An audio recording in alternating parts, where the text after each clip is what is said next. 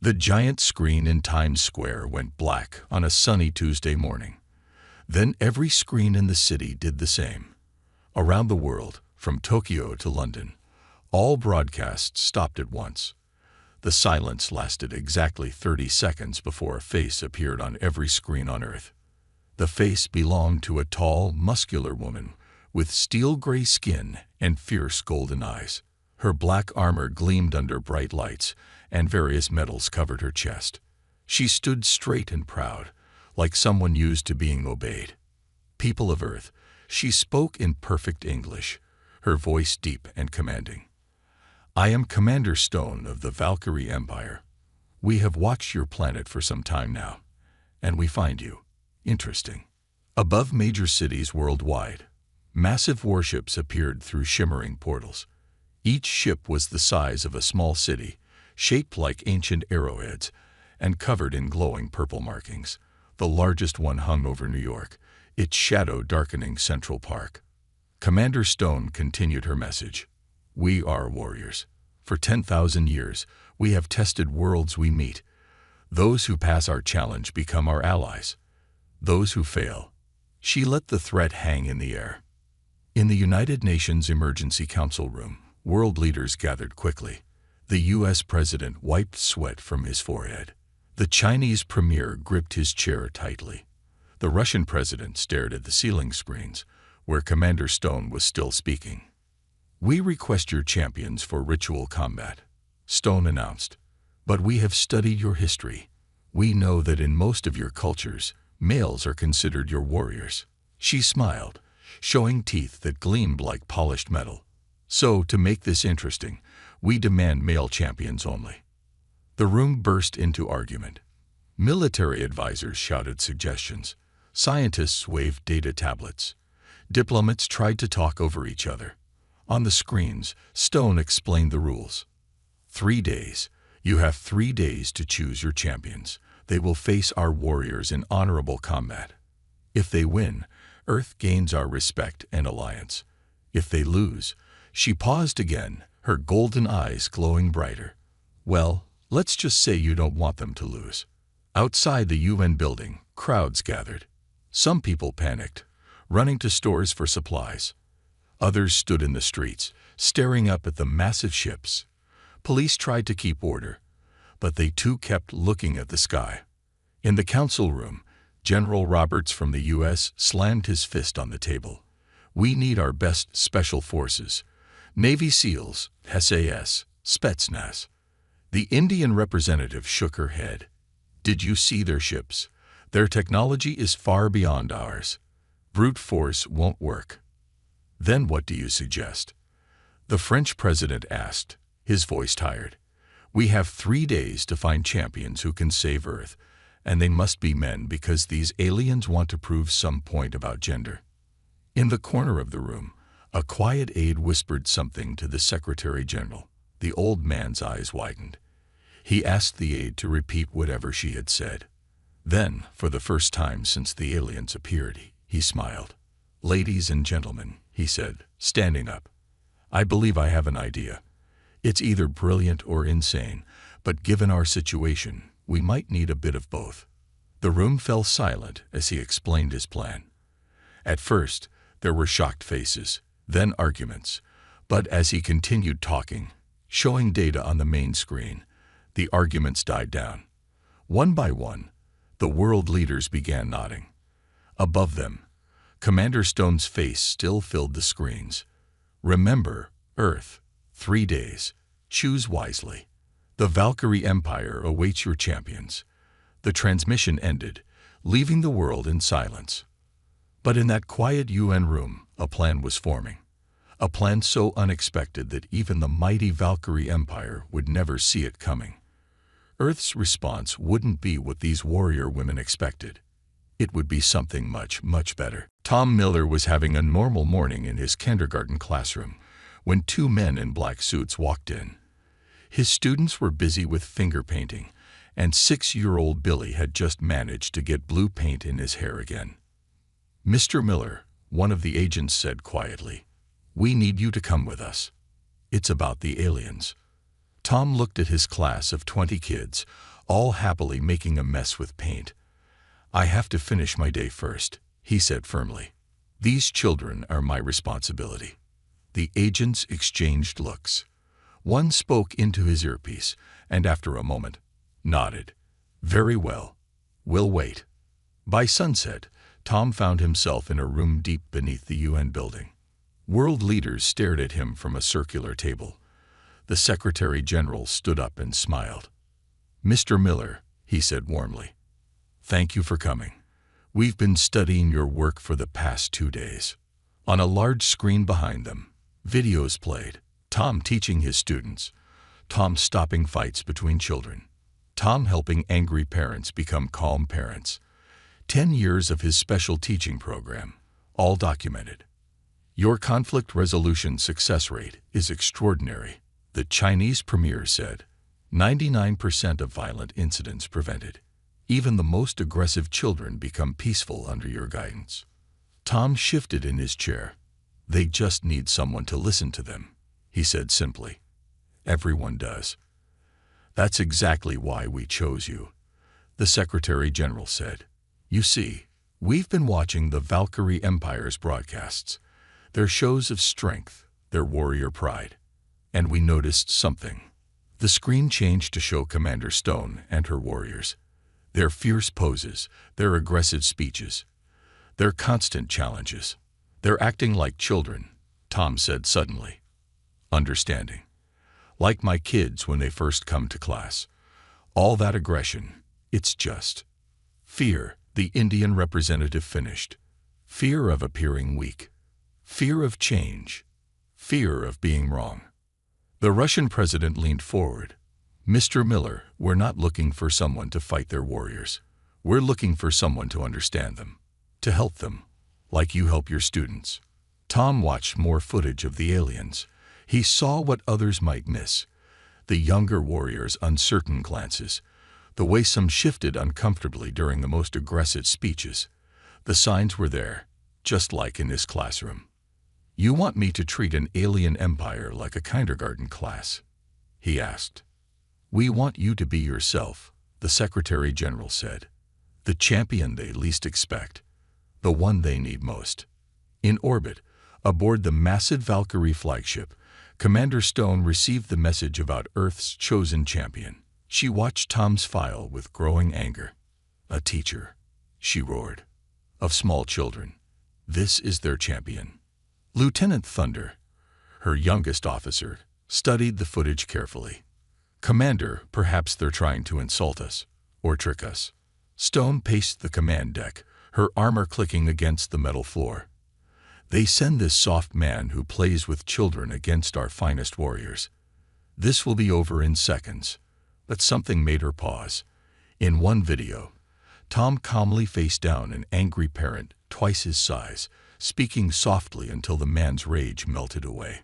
In another, he stopped a playground fight by making both children laugh. "Prepare the combat arena," Stone ordered finally. "Let them send their teacher. We will show them the difference between playing with children and facing true warriors." Back on Earth, Tom packed his bag.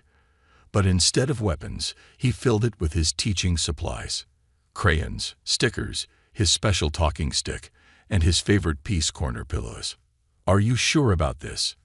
an agent asked, watching him pack. Tom smiled, the same smile he gave worried parents on the first day of school.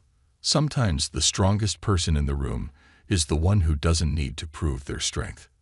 As his transport lifted off toward the Valkyrie ship, Tom reviewed his new student files.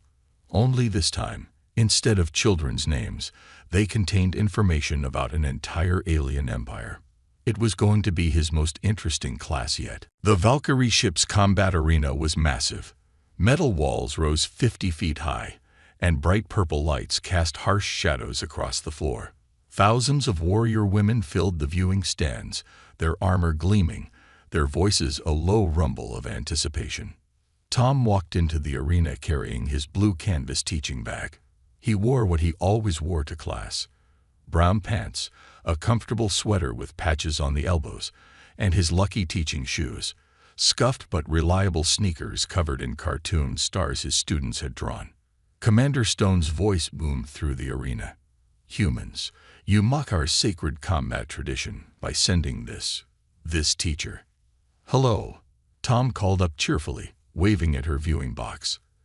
"You have a wonderful space here. The acoustics are amazing." He looked around, nodding, though it could use some color, and maybe some comfortable seating.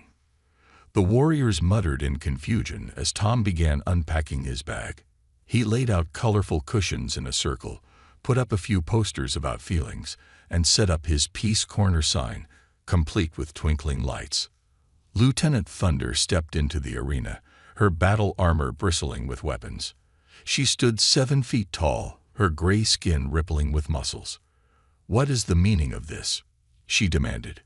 "I'm setting up our conversation space," Tom explained, arranging cushions. "Would you like the blue cushion? It's very comfy. Though you might prefer the red one. It's good for when we're feeling angry or misunderstood." Thunder's hand went to her sword. "We are here for combat. For glory. For—" "Oh, perfect timing," Tom interrupted, pulling out his talking stick. It was a simple wooden rod decorated with ribbons and peaceful quotes. "This is important. Whoever holds the talking stick gets to speak, and everyone else listens. Would you like to go first?" In the stands, younger warriors leaned forward with interest. Some older ones gripped their weapons tighter, but their eyes showed confusion rather than anger. Commander Stone's voice crackled through the arena again. "This is an insult. Begin the combat." "You know," Tom said thoughtfully, still holding out the talking stick, "in my classroom, when someone shouts from across the room instead of joining our circle, it usually means they're feeling left out. Commander, would you like to join us down here?" A shocked silence fell over the arena. No one had ever spoken to Commander Stone like that before. Lieutenant Thunder's mouth fell open. "I will not be lectured by a human teacher," Stone's voice boomed. "That's okay," Tom said calmly. "Sometimes it takes time to feel comfortable sharing. Lieutenant Thunder, would you like to sit? You must be tired from carrying all that heavy armor." Thunder looked up at Stone's viewing box, then back at the cushions. Against her warrior training, she found herself curious. "Our combat rituals are sacred," she said, but her voice carried a hint of uncertainty. "Let's talk about that," Tom said warmly. He sat down on a cushion and patted the one next to him. "What makes them sacred to you?" To everyone's surprise, including her own, Thunder sat down. The cushion was indeed very comfortable. "Our ancestors began these rituals 10,000 years ago," she began, finding herself holding the talking stick. "That's a very long time," Tom nodded encouragingly. "It must be important to honor such old traditions. But tell me, do you ever wonder if traditions can grow and change, just like people do?" Up in her viewing box, Commander Stone gripped her command chair so hard it creaked. This was not how combat was supposed to go. But across the arena, she saw warriors putting away their weapons, leaning forward to listen. Thunder looked at the talking stick in her hands, then at Tom. "Sometimes," she admitted quietly, "I think about how we could be strong without always fighting." Tom smiled. "That sounds like a wonderful thing to discuss." He pulled out a packet of cookies, his special ones that always helped scared kids feel better.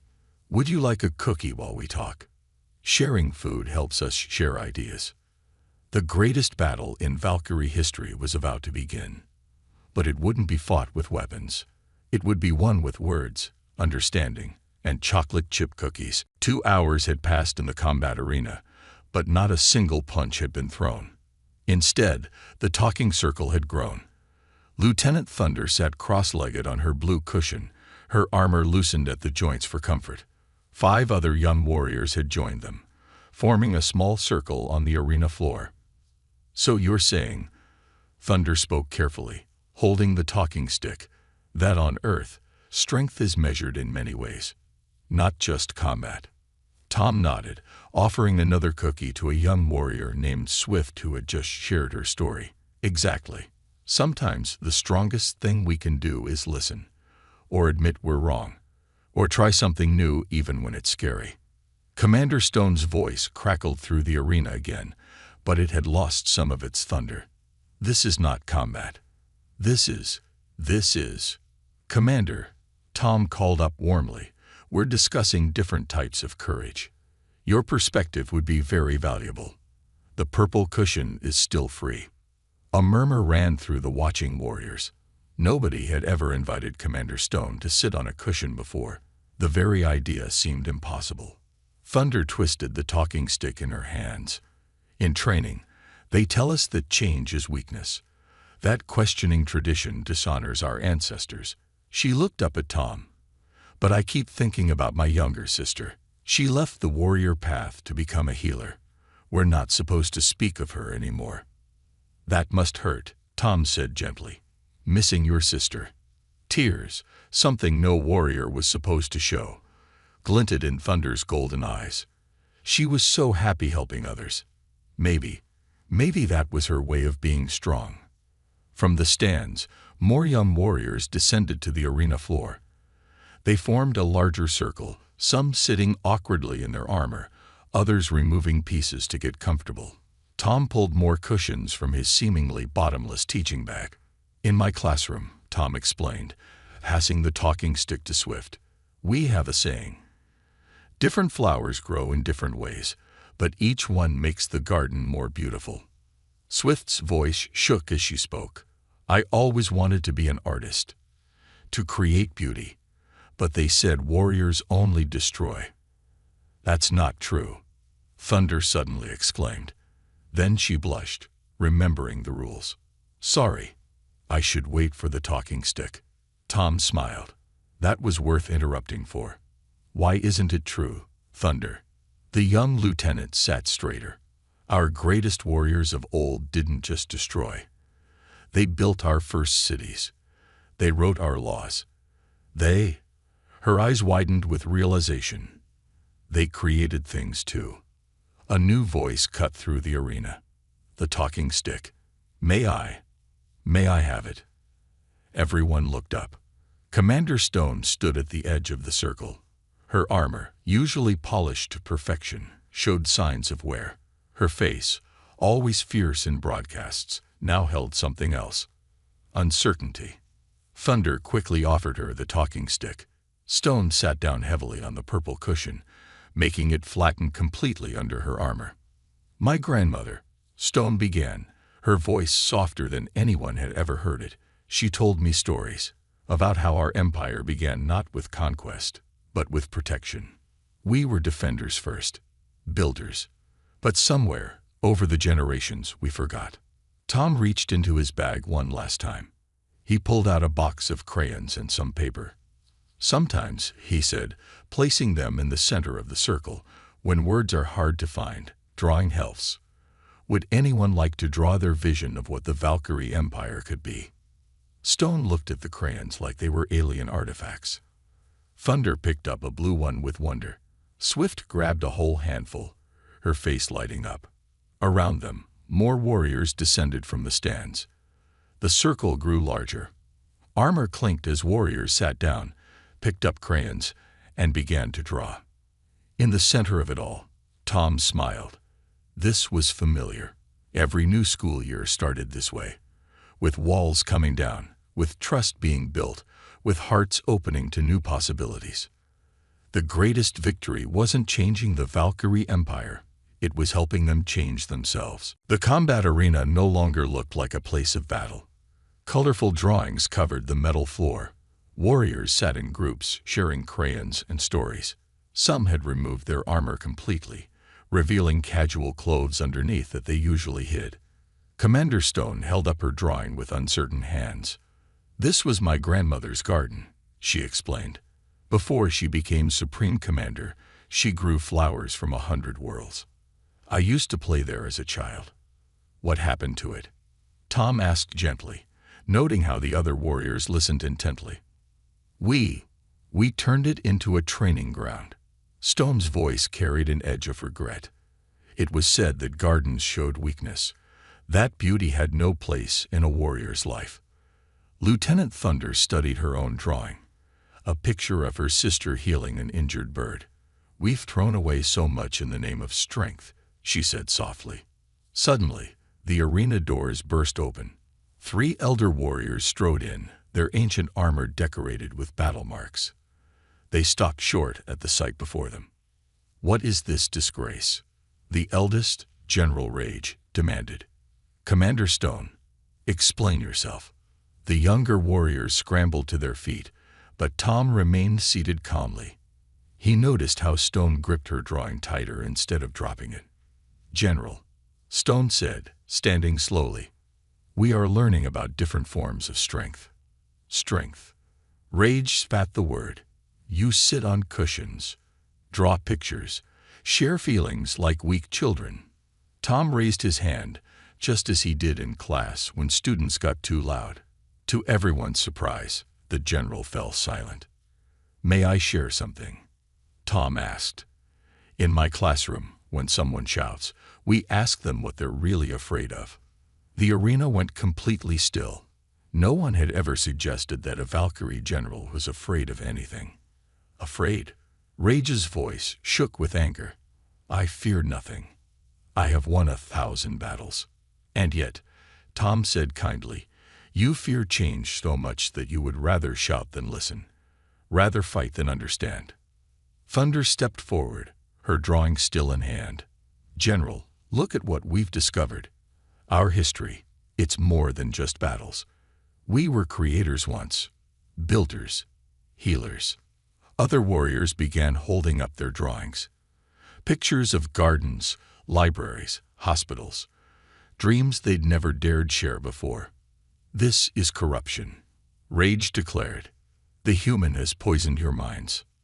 "No," Stone said firmly, straightening to her full height. "He helped us remember who we truly are." She turned to face her warriors.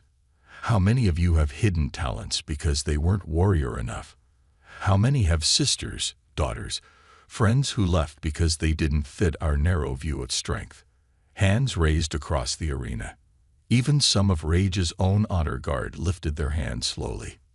"This is our real battle," Stone continued. "Not against humans, not against other worlds, but against the cage we built around ourselves." Tom stood up, holding out the talking stick to General Rage. "Every good teacher knows that the hardest person to teach is often the one who thinks they know everything. But they're also the ones who, when they finally learn, can teach others the most." Rage stared at the talking stick. Her hand trembled slightly. "Tell us, General," Tom encouraged. "What did you love before they told you warriors could only love battle?" The mighty general's voice came out barely above a whisper. I used to sing songs of our people's history, but they said music made warriors soft." Stone stepped forward, taking both the talking stick and her mentor's hand. "Then sing for us, General. Show us that the strongest warriors are those brave enough to be themselves." As Rage's ancient song slowly filled the arena, Tom watched transformation spread across faces young and old. This was what he'd seen countless times in his classroom. The moment when walls crumbled, when truth broke free, when hearts opened to new possibilities. The real battle wasn't about changing the Valkyries.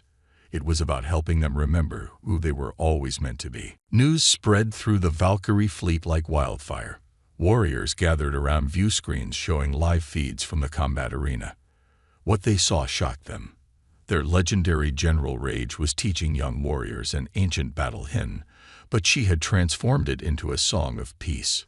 Commander Stone stood on the arena's central platform, her armor replaced by a simple uniform. "My fellow warriors," her voice carried across the ship's communication systems. "Today we make history not through combat, but through courage of a different kind." In the background, Tom helped Thunder and Swift set up what they called a show and share area. Warriors lined up, each bringing something they had hidden away as unworthy of a warrior. A young cadet named Spark brought forward complex mathematical equations she had been solving in secret. "I always wanted to design ships, not just fight in them," she admitted. An older warrior revealed beautiful tapestries she had woven, telling stories of their people's history. "My grandmother taught me before the art was banned," she explained, tears in her eyes. Lieutenant Thunder stood up next. "I call my sister today," she announced. "We invite all healers, artists, and scholars who were forced to leave to come home." A warrior's strength can take many forms. On hundreds of Valkyrie worlds across the galaxy, the broadcasts reached millions. Messages flooded back, stories of hidden talents, secret dreams, and hopes for change. Tom watched it all from his cushioned circle, now permanently installed in what they had renamed the Hall of New Beginnings. He smiled as Commander Stone sat beside him. "Did you plan this?" she asked quietly. "Did Earth know this would happen?" Tom shook his head. "We just knew that sometimes the greatest battles aren't won with weapons. They're won with understanding." General Rage, who had spent the last hour teaching young warriors the proper way to hold a paintbrush, approached them. "The Council of Elders is demanding an explanation," she said. "They say we've gone soft." "Then let them come see," Stone replied firmly. "Let them see how our warriors now stand straighter because they don't carry the weight of hidden shame. Let them see how we grow stronger by embracing all our talents." As if on cue, a group of warriors demonstrated their new training program. They'd moved through traditional combat forms, but now each movement flowed into art, music, or mathematical equations projected in the air. It was battle and beauty, strength and grace, all in one. "On Earth," Tom explained, watching the display, "we have a saying. A tree with strong roots laughs at the storm. You're not becoming weak. You're reconnecting with your roots, growing stronger than ever." The arena doors opened again. The Council of Elders, 12 of the oldest and most decorated warriors in the Empire, entered. They watched in silence as young warriors showed them art made from old weapons, as engineers revealed designs for ships that could explore rather than conquer, as healers demonstrated how ancient battle techniques could be used to save lives. The head elder raised her hand for silence. Everyone held their breath. "In all my centuries," she began slowly, "I have never seen our warriors stand so tall, speak so true, or show such strength." She turned to Tom. "You came here not to fight us, but to free us from ourselves." Tom stood and offered her a crayon. "Would you like to share what you dream of, Elder? It's never too late to begin again." The ancient warrior took the crayon with trembling fingers. Slowly, she began to draw. Others gathered around, watching as she sketched the Valkyrie Empire not as it was, but as it could be. A civilization of warriors who protected art, knowledge, and growth. Commander Stone picked up Tom's talking stick one last time. "Today," she announced, "we write a new chapter in our history.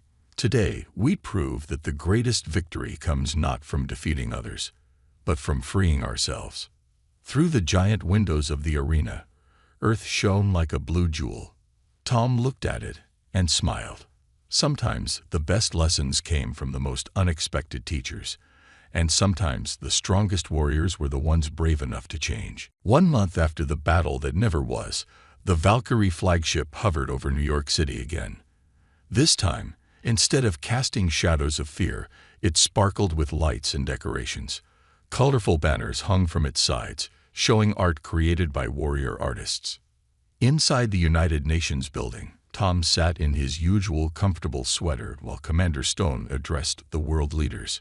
She had traded her battle armor for an elegant uniform that combined traditional warrior symbols with new designs representing peace and growth. "People of Earth," Stone spoke, her voice carried to every corner of the globe. "We came here seeking combat. Instead, you taught us about true strength. The Valkyrie Empire would be honored to become your allies, not in war, but in learning." The Secretary General smiled. "And what of the ritual combat that was supposed to determine Earth's fate?" Lieutenant Thunder, standing beside Stone, stepped forward. "We believe Earth won, not by fighting, but by showing us a better way to be strong." Applause filled the chamber. On screens worldwide, people celebrated. But the biggest changes were happening on the Valkyrie ships above. The combat arena, once a place of battles, had become the first Valkyrie Arts and Learning Center. Warriors who had hidden their talents for years now taught classes there. General Rage's singing classes were particularly popular, especially among the younger cadets. Next week, Thunder announced to the UN Assembly, "My sister returns from exile to open our first healing center. Already, 1,000 young warriors have signed up to learn both combat and healing arts." Tom watched proudly as his former students shared their achievements. Swift had started a galaxy-wide art program for warrior children. Spark's new ship designs combine beauty with function, creating vessels meant to explore and discover rather than conquer. Commander Stone raised her hand, calling for attention. "But our greatest announcement is this. The Valkyrie Empire is transforming. We will keep our strength, our discipline, and our pride. But now we add to it wisdom, creativity, and understanding." She turned to Tom. "Earth sent us not their strongest fighter, but their wisest teacher. And so we ask, will Tom Miller help us create the first Valkyrie human school of peace and growth?" Tom stood, straightening his sweater with its familiar patched elbows. "I would be honored," he said, "though I have one condition." The assembly held its breath. Stone raised an eyebrow. "Name it." "We need more crayons," Tom said with a serious face. "A lot more crayons." Laughter filled the chamber, but it was warm and understanding. Even the most serious diplomats smiled. Back in Tom's kindergarten classroom, his students had decorated the walls with pictures of their new alien friends. Billy, still prone to getting paint in his hair, had drawn Commander Stone teaching art classes. "Mr. Miller," Stone said as the ceremony ended, "you once told me that sometimes the strongest person in the room is the one who doesn't need to prove their strength. We understand that now." The head elder, who had filled an entire art gallery with her rediscovered paintings, nodded in agreement. "For 10,000 years, we thought we were building an empire of warriors. Now we know we were always meant to be an empire of teachers and learners too." As Tom packed up his teaching supplies for his first day at the new Valkyrie Human School, he found a crayon drawing at the bottom of his bag. It was Stone's first picture, the one of her grandmother's garden. She had added to it, showing the garden restored and full of students learning among the flowers. Earth had faced its greatest challenge not with weapons or warriors, but with understanding and patience. The mighty Valkyrie Empire had been transformed not by force, but by the simple wisdom found in a kindergarten classroom. And somewhere in space, a young Valkyrie cadet was learning that the strongest battle cry might just be a children's song about peace, sung by an old general who had finally remembered how to smile.